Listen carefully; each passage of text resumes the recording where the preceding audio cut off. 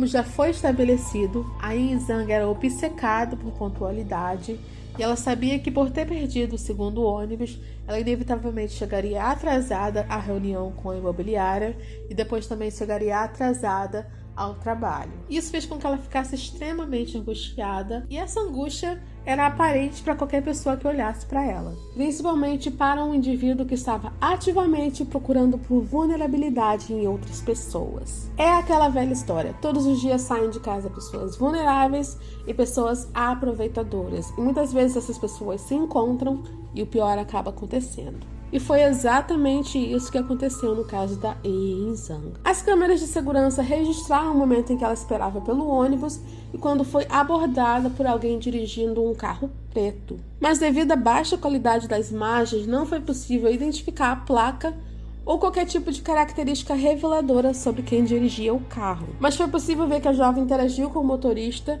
que essa conversa durou em torno de 1 minuto. Depois disso, a Yin Zhang acabou entrando no carro que partiu para fora do alcance das câmeras. E a descoberta dessas imagens fez com que a polícia desse ênfase total a esse caso. E eu me lembro que, por se tratar de uma intercambista chinesa, existia também a preocupação de que essa história se tornasse uma espécie de incidente diplomático entre os dois países, mas de qualquer forma, já haviam se passado mais de 24 horas desde o desaparecimento da intercambista. A maioria das vítimas de rapto são mortas nas primeiras 72 horas. Além disso, o tempo vai se passando e as pessoas vão deixando o caso de lado e naturalmente vão se esquecendo de detalhes importantes ou coisas que ouviram e por isso muitos casos demoram anos para ser solucionados e muitas vezes esses casos jamais são solucionados. A partir daí, a imprensa local percebeu que tinha realmente uma história para contar e o caso rapidamente ganhou proporção internacional, já que a imprensa chinesa também começou a acompanhar essa história de perto e o FBI acabou se envolvendo no caso. Geralmente o FBI até se envolve em casos de pessoas desaparecidas a pedido da polícia local ou quando se trata de crianças, mas quase que automaticamente o FBI toma a frente de investigações de casos de rapto que envolvem veículos motorizados. Isso porque eles entendem que esse tipo de veículo facilita o cruzamento de linhas estaduais e aqui nos Estados Unidos, quando uma pessoa usa um veículo para sair de um estado transportando maiores de idade contra sua vontade ou quando se trata de crianças sem a devida autorização judicial, isso configura um crime federal. E além disso, vocês já devem ter visto em filmes e séries que aqui eles levam o conceito de jurisdição muito a sério. Mas o FBI é a Polícia Federal Americana, então eles têm jurisdição sobre todos os estados. E durante a análise das imagens, a polícia notou que não se tratava de um carro tão comum assim.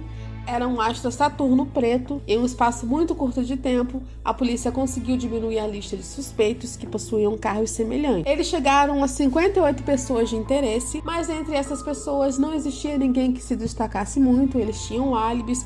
Alguns álibis eram mais fortes do que outros, mas até então eles não podiam nomear um suspeito. A essa altura, a família da Yin Zhang já tinha chegado aos Estados Unidos e eles também começaram a procurar por conta própria. Eles receberam muitas pistas, mas nenhuma que de fato levasse ao paradeiro da jovem. E existiu aquele período em que as investigações pareciam que não andavam, mas surgiu uma testemunha que acabou se tornando uma testemunha-chave e fez com que todas as atenções da polícia fossem voltadas para uma direção em particular. A Emily Rogan, que também era uma estudante da Universidade de Illinois, tinha feito um post muito sério no Facebook em que ela alertava as pessoas que circulavam próximo à universidade, e esse post foi feito na mesma manhã da sexta-feira em que a Yin Zhang desapareceu. A Emily disse no post que tinha sido abordada por um homem que se apresentou como um policial disfarçado e que gostaria que ela entrasse em seu carro para responder perguntas. Segundo ela, o homem tinha um distintivo e usava óculos tipo aviador, que eram muito grandes e que cobriam boa parte do seu rosto. Além disso, ela também disse que o homem era branco, alto e magro. Mas a Emily achou aquela abordagem muito estranha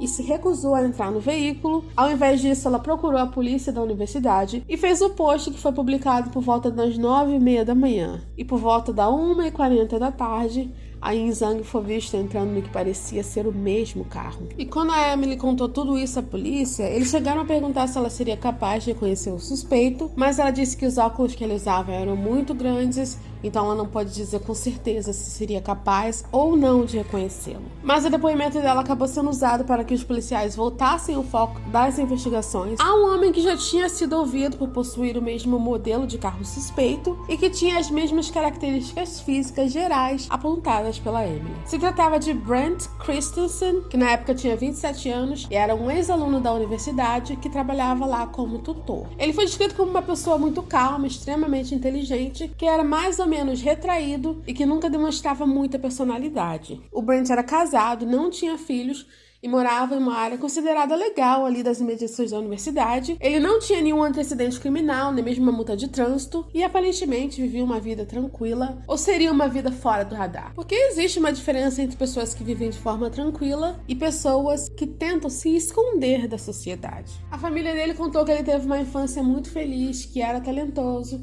e que sempre gostou de estudar, de tocar piano. E eles também disseram que o filho era muito tímido e que tinha pouquíssimos amigos. Foi durante o ensino médio que o Brent conheceu a sua primeira namorada, a Michelle, com quem ele acabou se casando no ano de 2011. E o relacionamento deles funcionou muito bem por algum tempo, mas com o passar dos anos foi lentamente se deteriorando, também acabou influenciando as atitudes do Brent mais tarde. A Michelle foi descrita como uma mulher muito sensual, que tinha uma personalidade forte e dominante. O Brent geralmente se consultava com a esposa antes de tomar qualquer decisão e era emocionalmente muito dependente dela. Eles se conheceram no estado de Wisconsin e acabaram se mudando para Illinois para que o Brent investisse na sua vida acadêmica. E lá eles passaram a viver uma vida discreta, os dois não tinham muitos amigos, não eram muito de sair. E segundo a Michelle, eles passavam a maioria das noites em casa, vendo filmes ou jogando videogame. Nessa época, o Brent trabalhava como tutor na Universidade de Illinois e estava se preparando para ingressar num programa de doutorado em física,